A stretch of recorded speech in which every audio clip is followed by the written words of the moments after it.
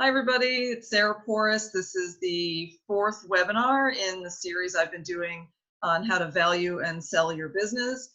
And this is for anyone thinking about retiring or selling their business or merging with another business or transferring part of their business or their book of business or client base to another professional or business anytime in the next 6 days, 6 weeks, 6 months, or 6 years. I think that everybody who owns a business can always benefit from when someone gives you something different to think about or to think about things differently. And that's the goal of these 4 webinars. If you haven't seen the first 3, I'll be sending out the links to view them. And there's a bit of a progression and they're all different content. So you may be currently closed or know someone. Again, this isn't necessarily directed to you guys, but if you know someone in this situation who could use some counseling around what to do with their business, especially if they've been closed due to COVID, or if you've been thinking about retiring anyways, or trying to figure out how to reopen after being closed because of COVID, even if you don't want to shut down ultimately.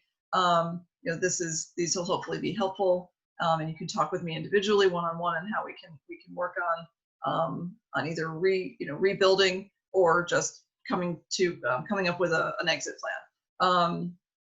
All right, and I know that there's value in everybody's business. I know if you've been working in your business and you have a goal, an impact, if you provide services to people, there's value in your business. And just boxing up your files and shutting down, to me, is a shame. And that's why I've created this webinar series, and I've created a program that I'm launching later in the week, that I welcome everybody who's interested in even trying to find more profit now in their business to talk to me about joining the course and participating in that.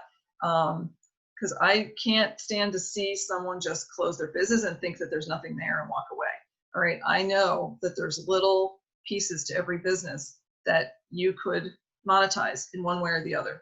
And I don't want you to be afraid of thinking, because you don't know how yet, we'll figure that out. And I don't want you to be turned off by the idea of monetizing something that you had never thought about monetizing, or you don't even like the idea of talking about money. So let's get past that and bear with me on this, okay? I am recording this, and the other ones are recorded. I'll send you the links to those. I would like you to watch them or rewatch them, and have pen and paper ready. There's an exercise in each one. We're going to do one as well, so make sure you have pen and paper today, so that you can write down your thoughts as we go, and I'm going to direct you through some questions, okay? The first webinar was about tuning into and refining your mission, and how doing that can add value to your business, help you find the right buyer for the business, and get the most out of any sale of your business, okay? The second one was about how understanding and identifying all the little things that need to be done to run a business, and making sure those are clearly categorized, delegated, and systematized, how that can increase the profit to your business while it's running and when you go to sell it, okay? So I think the important thing there is, while it's running, get it more profitable now, and then it's got more value in the market. The third one was about bullshit. Okay, the topic of the third webinar was bullshit. And so go back and watch that one. Again, have pen and paper ready. That was a really good one, as far as, I think, getting you to think differently about the decisions you make, how you make those decisions, how you run your business day to day, and how ultimately, if you can eliminate bullshit from how you run your business and redefine it, and so you'll understand what I mean by that in the last webinar, can ultimately help you turn a profit, okay? Even while you're running it now, and then ultimately when you sell it, okay? Everybody's got pen and paper. Just going through my notes here, so if you see me looking down, it's because I don't want to miss anything. All right, my goal is to help small business owners get clarity on what their businesses are really worth. Money value, of course, things that can be liquidated, like I've got a whole closet full of pens. What will somebody give me for those? That's one thing, but that's tiny. That's tiny. And I don't want you limiting what you think your business is worth to the physical stuff around you. There's a lot of intangible things that a lot of business owners don't think they can put a price tag that I think we can put a price tag on. We can figure out while we work together, before you get to the table, of how to build up the intangible value of all the value of all the intangible things. All right, and again, I don't want you to close your business. I'm not pushing anybody who participates in these webinars to close their business. I think if working on your business now, taking a 6-week course with me, shows you ways that you can be happier as you run your business, eliminate the chaos, increase the, the efficiencies, and increase the profit. Stay in business by all means. Let's help you stay in business and, get back in touch with your mission and clarify what you provide, what your services and products you sell, and get it so that those are profitable for you. And then you can make a more sound decision about selling, when to sell, and how to sell, and for how much. Okay. All right. So as I've begun each of these webinars, I've asked for participation. Can anybody today tell me or share with us why they're here today before we get into the exercise of the day? And you can unmute yourself and just shout it out. What brought you here today, or what's going on in your business that you're participating? I'll go first. Hi, Kathleen. Go ahead. Hi there, Sarah. Thanks so much. Appreciate your time here. I'm hoping to learn something new, and hopefully you're going to tell me something I haven't thought of, because I can only think of so many things. And you being the expert, I'm really hoping that you're going to give me something to really ponder about and start, thinking that in the future, whether it's, like you said, 6 months from now or 6 years from now, and then I can start making a plan, because I'm all about. You're in the process of building a book of business. And so I appreciate that you think that there might be something here that, even though this is called value and sell your business, and that's sort of ultimately the market I'm looking for, you're recognizing that if you do some things now, then that'll only make your business life easier and give you more value down the road to your book. Exactly. Don't let me put words in your mouth. Okay. No, that's exactly right. Okay. Yeah, thank you. Right. Okay. Who else? Sarah, Steve, yeah. As we mentioned before the recording got started, I'm in practicing law in Marietta, Georgia, outside of Atlanta, doing estate planning, probate, elder law.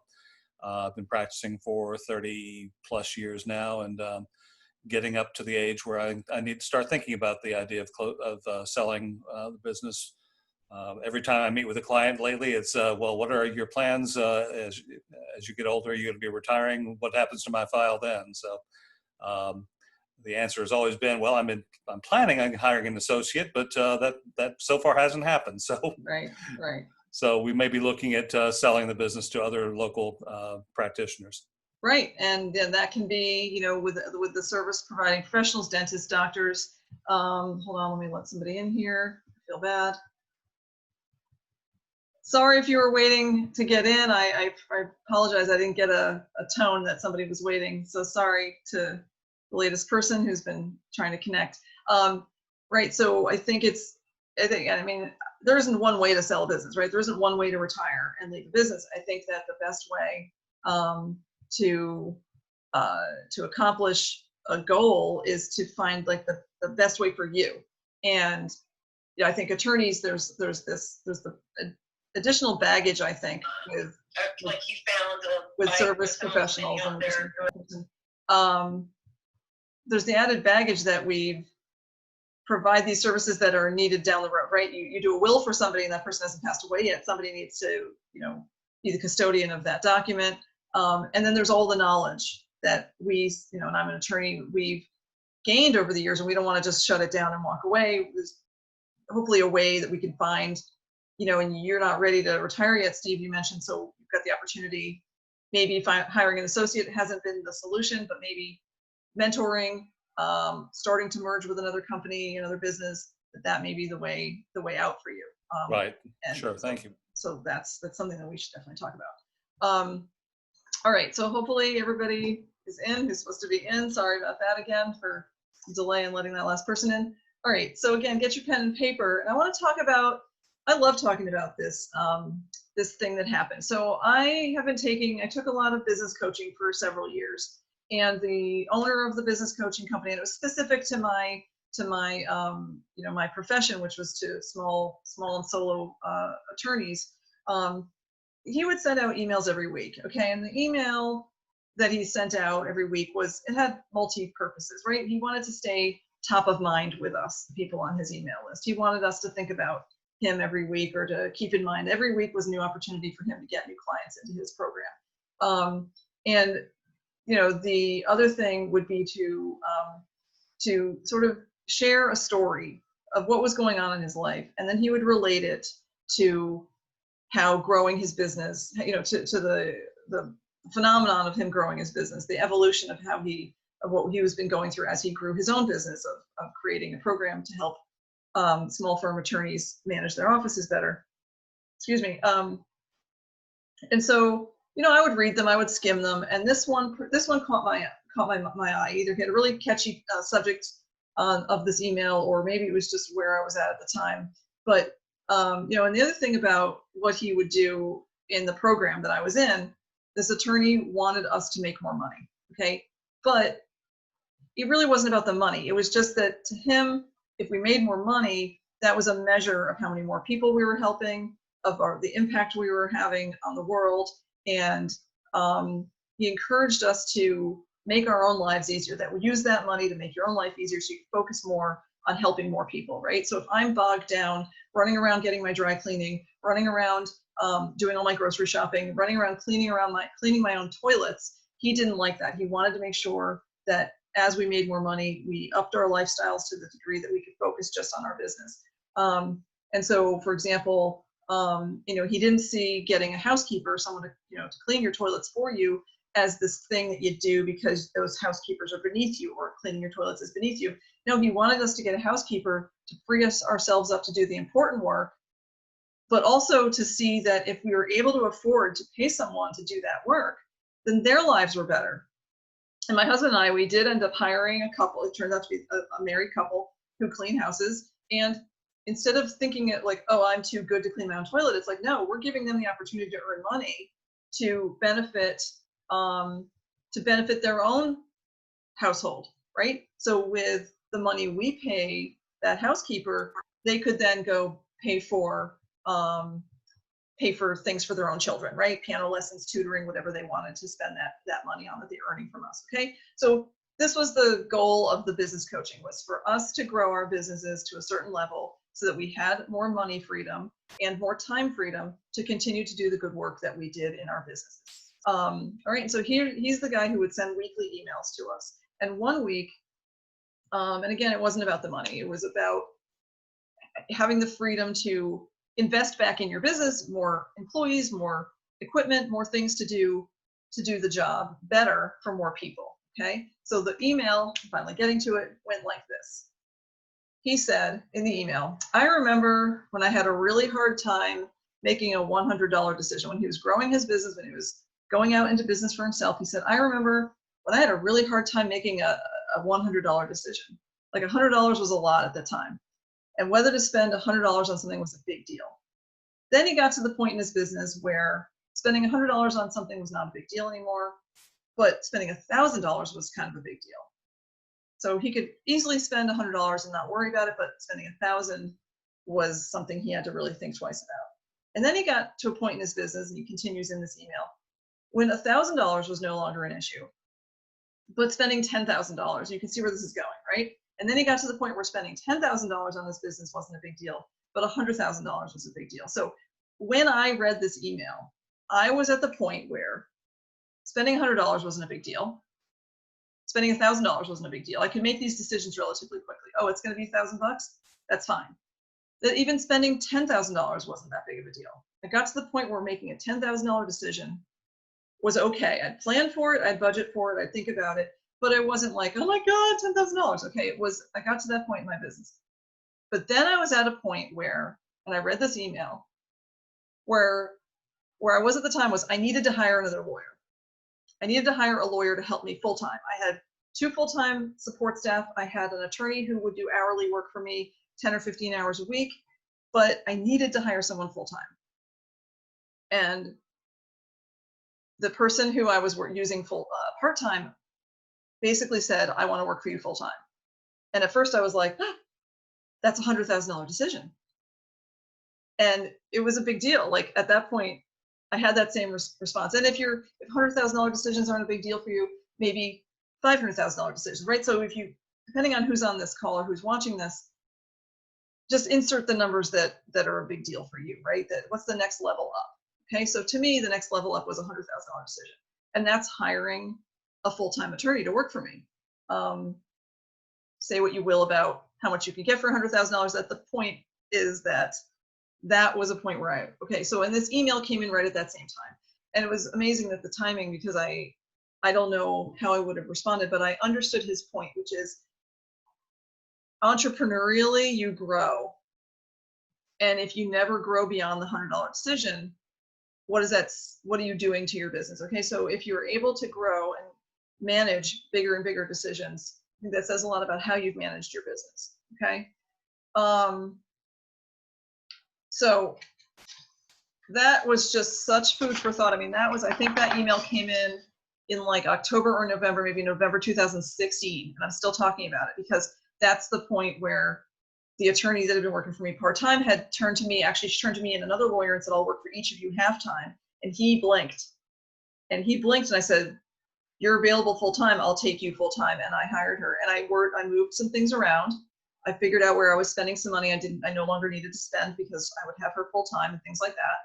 And so I hired her and I made it work. All right, so here's your exercise for today. I want you to write down on a piece of paper $100, $1,000, $10,000, and $100,000. Just maybe leave a space in between, a line in between. So if you have pen and paper, write 100, then write 1,000, then write 10,000, then write 100,000 down the side of the page. And take a minute to write down something in your business life or your personal life, something that's a $100 decision. Okay, just something that you spend money on or whatever. Just what's a $100 decision? Just write a couple things, whether it's your personal life or your work life.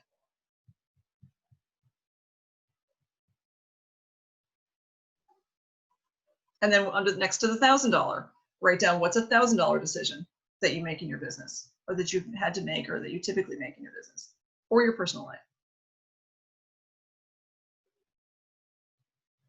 And then do it for the 10,000, and then do it for the 100,000.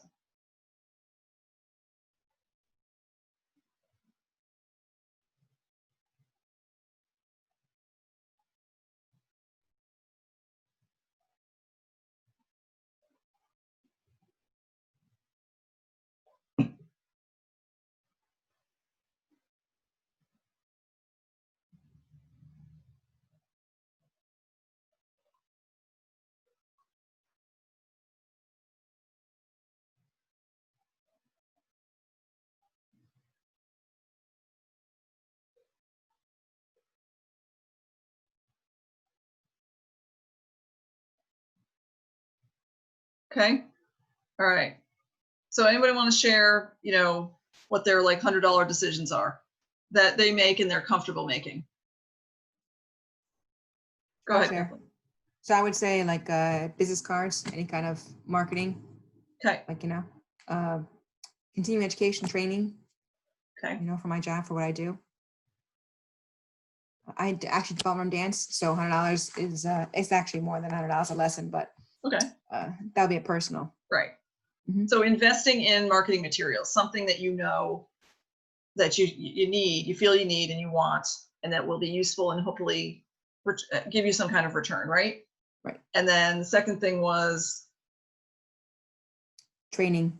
Yeah, and some kind of education or training, right? Whether you have to do it to keep your license, whether you want it for a qualification that you could then, invest and say, I got this qualification. Okay, right. And then the third thing was a leisure entertainment type of thing, and it just enriches your life, right? And if you had to choose between $100, spend $100 on and fill in the blank with something you didn't want, $100 on something you wanted, like ballroom dancing, then clearly, it's a no-brainer for you, right? So the $100 decisions are pretty easy. How about $1,000? I can share some of mine as well, unless other people want to contribute here, right? So for me, like having to invest in, like there's a program we use all the time, like Adobe Acrobat, and there's like a pro version. I think that's something like $900.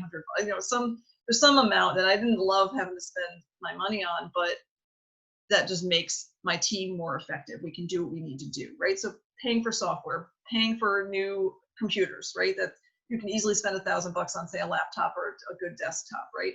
Paying my utilities over the course of a year, or period of time, for my office can cost $1,000, things like that. Dues and memberships, that stuff can add up, for my business. And again, continuing education, you could certainly spend anywhere from $1 or nothing to hundreds of thousands of dollars on continuing education or training, right?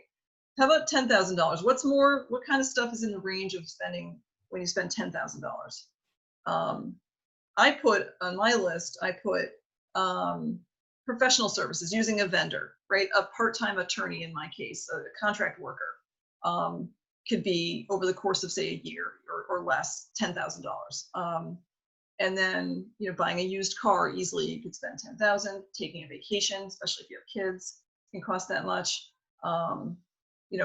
Just other vendors that you might use that might, like I had a marketing guy, and I believe invested $10,000 or more per year with him. It was broken up over the course of many months. But again, if I was getting a return on that investment, it didn't freak me out so much. All right, now $100,000 decisions. I think the easiest one to say would be to enter into a lease for renting office space for say 5 years. That could certainly run $100,000. And I had an opportunity to rent an office that's twice the size of the office I have now, and I really loved it. And we were trying to figure out how to make it work. And it was a $250,000 lease over 5 years. And I think when I did that math, that might be my threshold at that point. I kind of had a little bit of a freak out. It was a better decision to go with a smaller office, especially now a year later with what's going on. But that certainly was a 6-figure decision for me, is a 5-year lease. I'd only ever been in 1 or 2 year leases before. So that was a big jump of committing, just the commitment. Buying, if I bought a building or bought real estate, certainly that would have been a 6-figure decision. Things like that. So, paying in your personal life, paying for tuition, right? Getting a really expensive car. These are $100,000 decisions for sure. Okay, anybody else want to share some of their items on their list here? You like it when I talk. Okay. All right. I'll not so much. For years, I have put off buying pens with my name imprinted on it. Not because I couldn't afford it, but because I get so many pens that if I lived for the next 200 years, I would have enough pens and pencils. So I just always kept putting that off. And now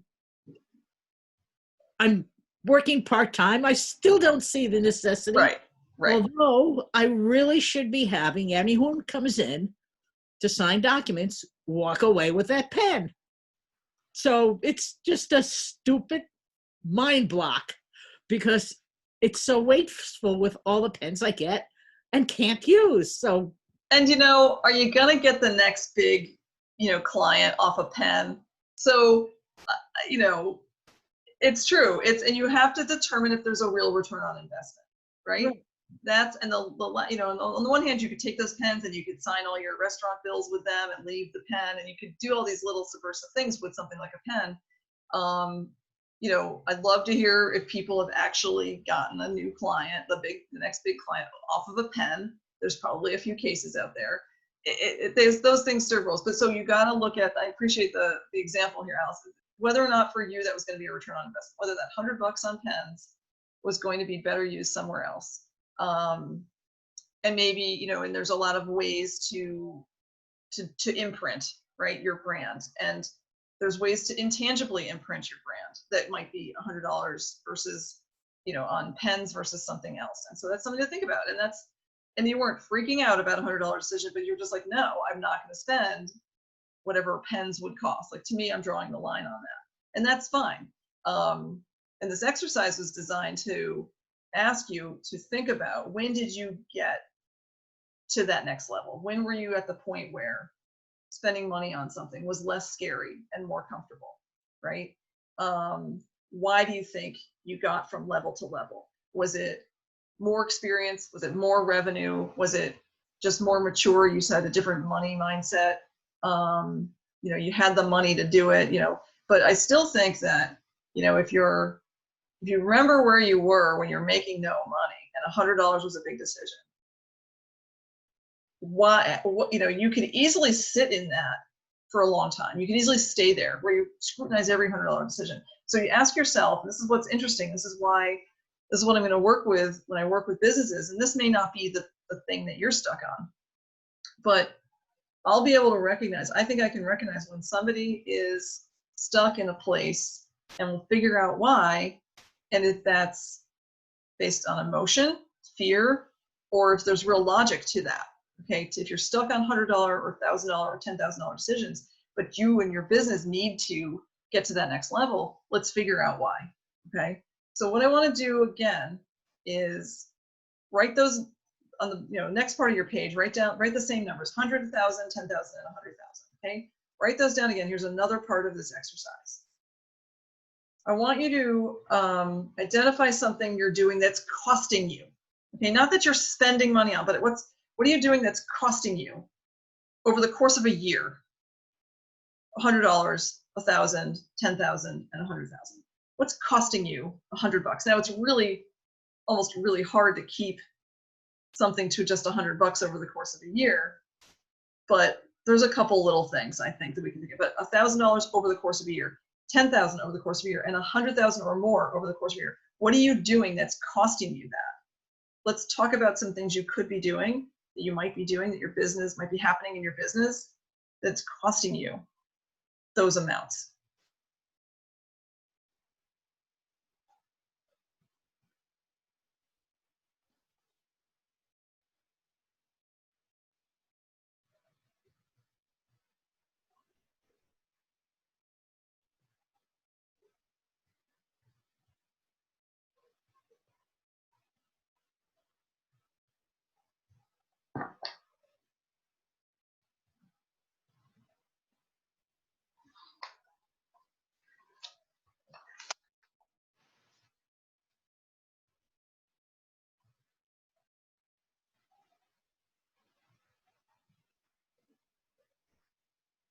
All right, you had time to write something under each one?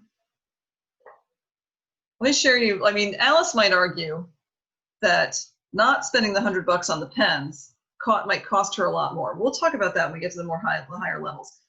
I hate waste. I hate waste of any kind. I'm the type of person like Alice, I would say, to just reuse an old pen, right? Like, why spend money on pens? But, there's certain things you've got to do that might be slightly wasteful for other bigger reasons. Like, for example, my admin leaves her radio on all day. She has a radio on in the background. Sometimes I catch that she hasn't turned it off at night. And if one time I came in on a Monday morning, it was on all weekend. Okay, so to me, I'm paying for that electricity. Okay, so over the course of a year, if she runs her radio every day, is that $100 worth of electricity? Maybe. Okay, but I do that. I allow that because it makes her happy. So cost benefit right there, right? I could be a total jerk about don't run your radio.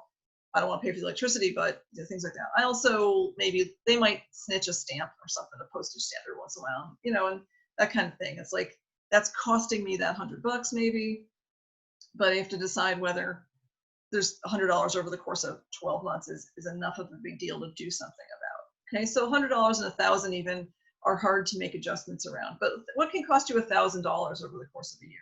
Like, cost you? I don't mean like what does something cost, but like you're making a decision and you'll lose the 1,000, or you lose the opportunity to have that extra $1,000. I think now is a time, we're in the middle of the COVID crisis. A lot of businesses have been closed down, maybe are starting to open up right now, where we took a look and tightened up the belt, right? I certainly looked and saw, do I really need to pay for those yearly dues on that to that organization? Do I really need to outsource my bookkeeping? There's all these things that could cost 1,000 or even more over the course of a year that I had to cut back. But what are you doing that I think another thing would be not tracking. Here's, again, $1,000 is such a small amount. Not tracking the ROI on something, the return on investment on something, right? That can cost you $1,000. Like, if you're doing some kind of print advertising, like I ran some print ads last year, and I'd say that I think it was like 300 times 3. So we're talking $900,000. And I don't know what the ROI was on that. Okay, so the cost to place the ads is about $1,000, but I could have lost a $1,000 client, right, by not tracking, or more by not tracking the ROI. Okay, so you can, the stuff that you're not paying attention to. All right, let's go to the $10,000 level, because I think it gets easier with the bigger numbers over the course of a year. Some things I included in my list would be not paying attention to the cost of your vendors, not say comparison shopping, just the not paying attention. And if you're not paying attention to one thing, what else aren't you paying attention to? For example, too, allowing, if you've got paid staff, allowing staff to take long lunches and not really keeping them to their lunch hour. Well, that's less productivity, and over the course of a year, lost productivity. So not tightening the belt on, say, staff hours and productivity could reduce the amount you're able to earn over the course of a year. Keeping an employee that's not that productive, right? That's costing you at least 5 figures a year.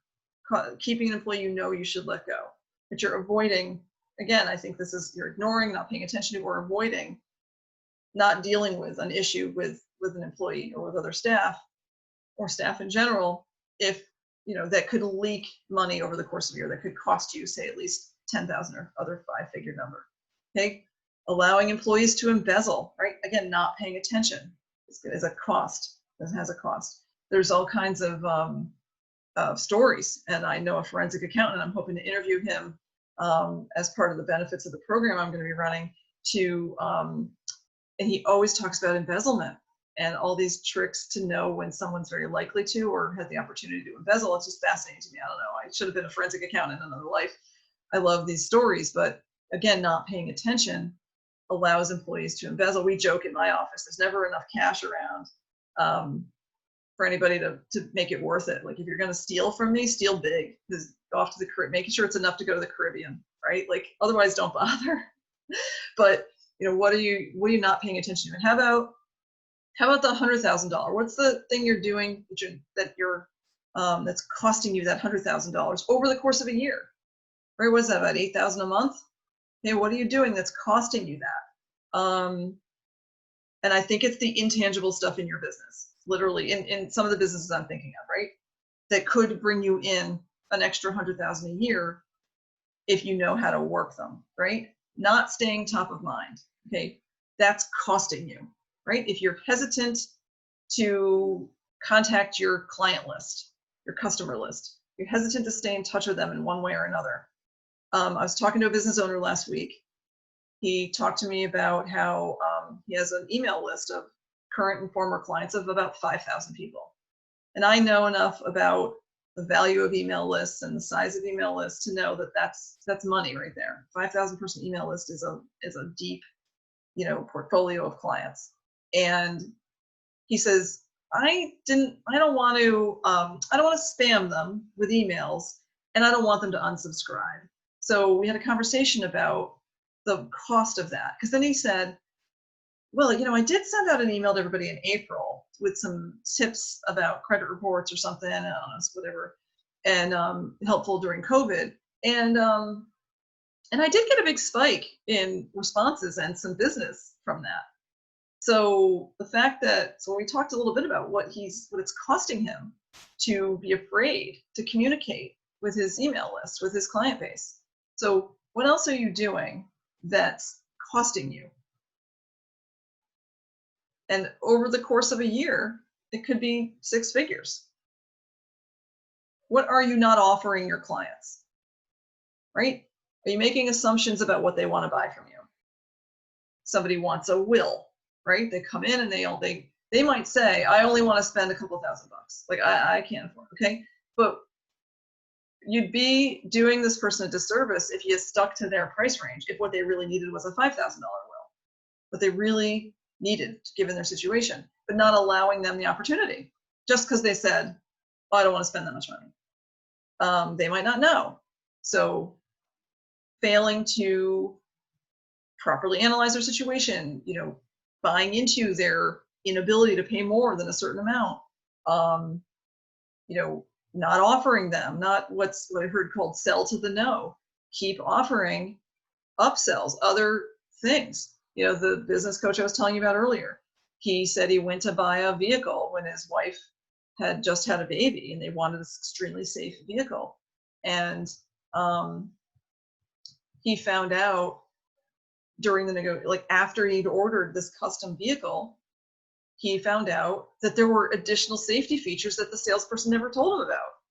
And he was frustrated. He's like, I'm putting my wife and my kid in a vehicle. I want all the options. Just at least tell me what my options are. I might say yes. So where are you not making the offer to a client or a customer that could cost you 6 figures per year because of something going on with your script, your sales script, with your limit of what you're offering for services? Maybe for whatever reason you've limited what you offer.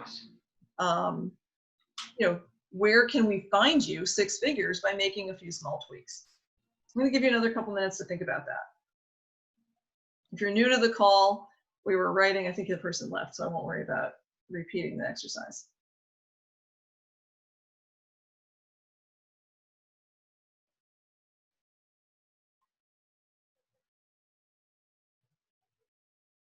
I just want to emphasize that the reason you're going to think about each of these categories, especially the larger ones, it's not about preventing your staff from taking a few stamps, okay? Or,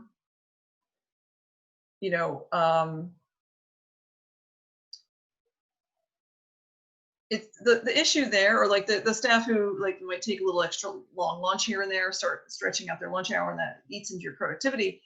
It's not about taming your staff and getting them in line. It's about looking at the bigger picture, which is, are your procedures clear? Is it clear to employees when their hours are? Maybe it's that lack of clarity that's gonna prevent the leak of the money. It's not the staff's fault. It's the bigger picture. How is the business being run? Or is there something we can do at a higher level that will prevent the leak, prevent the cost over the course of a month or a year or longer? Extrapolate it out over the course of the entire time you're in business. All right. Failing to offer higher services could just be you get to a point in a conversation where you're just like, okay, I've kept this person in the office long enough. I want to let them go. Well, what can we do about that? Maybe that's true. Maybe your appointments are too long. Maybe there's a way to pre-qualify or pre-train clients before they come in to understand what all their options are so that you can get to that quicker. Okay, so it's not about being more salesy or being more of a salesperson, but giving options. So again, we could go on for a long time about just this one concept, all right? But I want you to think about what you might be doing that costs you money, and where can we tighten that up? Where can we create an efficiency? Where can we create a procedure that will prevent you from losing that money? And I also want you to think about what would be the next level for you. If $100,000 decisions are easy or $500,000 decisions are easy, what's the next uncomfortable level? And start this exercise from there, okay? If you have the opportunity to make a $750,000 decision, but there's some reason why you're not, start there, figure it out. Why aren't you making that decision? What would it take to make that decision easier? What are you avoiding doing that's making that decision scary or uncomfortable? So it's just an idea. Or, even if you're still at the $10,000 level, why is that? Where are you at? And I want to work with anybody in that range for real, for certain, is that if you're stuck on $10,000 decisions, you're trying to figure out how to close a business, or you're trying to figure out how to sell your business, or you want to stay in business and be more profitable. Let's talk about that, okay? So if you found, I want you to watch the webinars. If you found this helpful, just these exercises alone, I'm starting a 6-week program. It starts later this week. It's 6 modules, and it's because of July 4th, we're going to take 7 or 8 weeks to complete it. All right. The modules include identifying all of the assets of your business, not just the stuff, but the intangible assets of your business. And we're going to help you value each thing. We're going to help you figure out if the stuff at the top of the list is the most valuable in your business and stuff down here is the least valuable, where each thing falls on that list. Okay, not necessarily saying, oh, that's going to be a $1 million item. I don't know. Okay, but we're going to at least help you prioritize. And I'll bet that the things that you would put down here, first of all, I bet there's a bunch of stuff on that list you don't even think are assets. Okay, so I'm going to help you get those onto a list.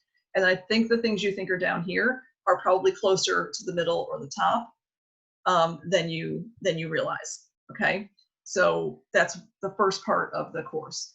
The next part will be, we're going to talk about, what do you offer? What's your product? And do you have procedures around what you sell so that that stuff can be offered to the public, to your customers, to your clients? Okay, and that sales process can be streamlined. All right, because then if I'm going to buy your business and I see your sales process is streamlined, that's a lot more attractive than if it's a very windy road to making a sale or getting a new client. Then the next module is helping you clarify the financial profile of your business, right? Getting your metrics in order, getting your numbers straight. I'll help you take the guesswork out of how much is coming in, what's going out, and help with figuring out where your business is leaking money, and tighten all that up so that your finances, which are a big part of a business due diligence when you're selling and buying, is tied up in a bow and you know your numbers are. That way, you don't just make assumptions and go, oh, well, I haven't been making much money lately, so I can't sell this business for anything. Well, I think we could figure that out for sure. Okay, and then the next module, the fourth module, will be finding a buyer, figuring out what you need to do to find a buyer. Where can you go? What can you do to find the right buyer? And then the next module will be, once you found a buyer, once you have an idea of where you're going to find a buyer, now what? What do you do? What are the steps you take to get into negotiations with a potential buyer? All right. And then the last step is going to be, now you've basically either decided to sell or figured out that you're selling, or or merging, or passing off, or somehow transitioning some business away from you being the principal person to be doing the work. And how can you still make money? How can you make an income from this, an ongoing income? Or what can we do so that you're financially satisfied with the sale or the transfer or the merger of your business? We'll figure out all the different options there are for you as you transition out of your business and sell it or give it to somebody else. Okay. So that's the 6 steps that we're going to run through. The first class starts this Thursday morning. All right. So if you are interested at all, get on the phone with me ASAP. Everything's going to be recorded, so if you're a few days behind, that's fine. But the sooner you can commit and get on those calls, the more you'll get out of it, because you'll be the one able to answer questions live with me on those recordings. All right. If you aren't even thinking about retiring yet or selling, but you will someday. Okay. Like when I first started taking all this business coaching, I was only in my mid 40s, and retirement wasn't, the 10 or 15, 20-year retirement glide path. I wasn't even in the beginning of that, but I kept hearing all this talk about succession planning and what will you do when, or what if something bad happens to you? It's never a bad time to think about what you will do once you've grown your business and once you're ready to leave it or sell it or retire from it. Never a bad time, because doing all that work up front gives you all the time you need to tighten it up. Like I said, figure out where you're leaking, get a handle on your numbers, put procedures in place, clarify your product, all of these things that will make you run profitably until you then you're going to tie it all up neatly in a bow and be able to make more money when you go to sell. If you try to scramble and do this in the last few weeks or few months of your business, you've just shortened your time frame to add value to your business. So I think it's never too late. So even people who are not even thinking about yet retiring from or selling their businesses need to start thinking about this. And I think based on the simplicity of the program that I'm offering, and compared to the cost and the time commitment is so small, and the quality of one-on-one you're going to get, we're giving you accountability to take the steps and do the work so that you now know what to do to make your business more profitable going forward and to get the most out of any sale or merger. I think it's worth it. So give me a call, get in touch somehow. Let's talk ASAP about starting that program, which starts this week. Any questions, comments, feedback? Okay, nice quiet group. All right, good. Well, it's been about 45 minutes, so I think it's time to call it. Thanks everybody for participating in these webinars, and you know how to reach me. I hope to see you soon on one way or the other, and good luck with your business endeavors. And if you know of anybody who'd be interested in working on their business toward a sale or trying to peacefully retire profitably as well, let me know. All right. Thanks, everybody. I'm going to end the meeting. Take care.